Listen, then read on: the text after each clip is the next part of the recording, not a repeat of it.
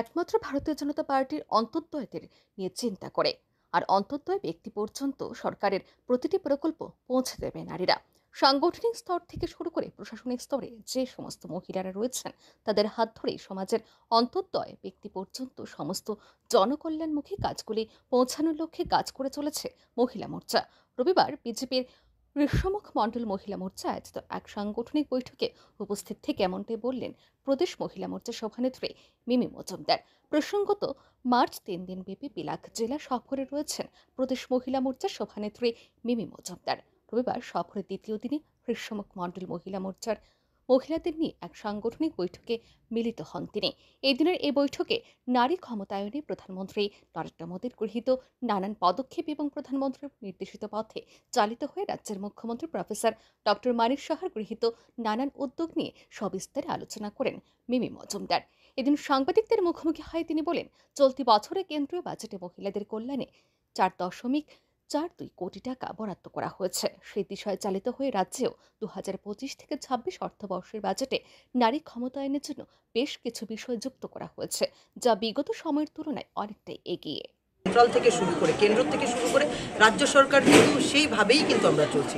আপনারা ইতিমধ্যেই হয়তো আমার বক্তব্য মাধ্যমেও আপনারা জ্ঞাত হয়েছেন যে সেন্ট্রাল বাজেটে এবার আমাদের 4.42 লাখ করোড় রুপিস কিন্তু উইমেন ওয়েলফেয়ারের জন্য মাননীয় প্রধানমন্ত্রী নরেন্দ্র মোদীজি ধার্য করেছেন।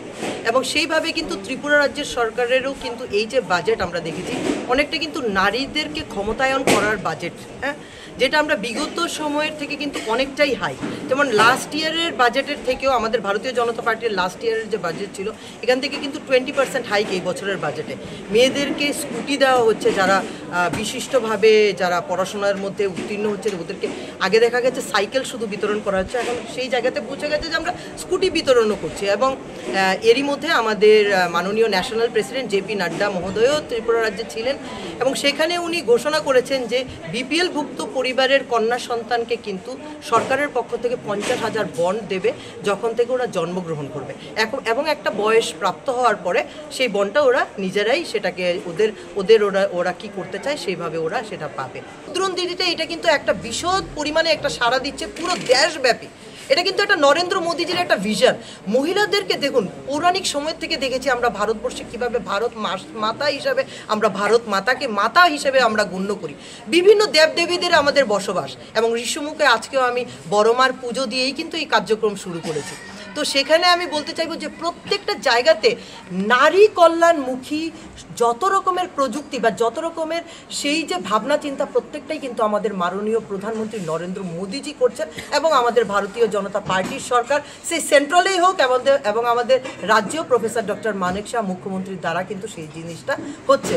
তো আমি এটাই আপনাদের কাছে বলতে চাইবো যে আমাদের মধ্যে কিন্তু একটা নারী শক্তির বিশাল একটা জাগরণ, শুধু ত্রিপুরা রাজ্যে নয়, সেটা পুরো দেশব্যাপী আপনারা মহিলাদের একটা জাগরণ দেখতে পাবেন। এবং বেশিরভাগভাবে আমি মাননীয় প্রধানমন্ত্রী নরেন্দ্র মোদীজিকে আপনাদের চ্যানেলের মাধ্যমে এবং আপনাদের মাধ্যমে আমি মিডিয়া পার্সনসদের মাধ্যমে আমি ধন্যবাদ জ্ঞাপন করতে চাই। কেননা এই যে ভীষণ পরিমাণে ওনার যে ভিশন আইডিয়াসগুলো, উনি কিন্তু নারীদের প্রতি এগুলো প্রত্যেকটা জিনিসে কিন্তু উনি মানে চেষ্টা করছেন এগুলোকে ইন্ট্রোডিউস করার জন্য। এই দিনের এই সভায় মহিলাদের ঢল পরিলক্ষিত হয়। Your report are in news.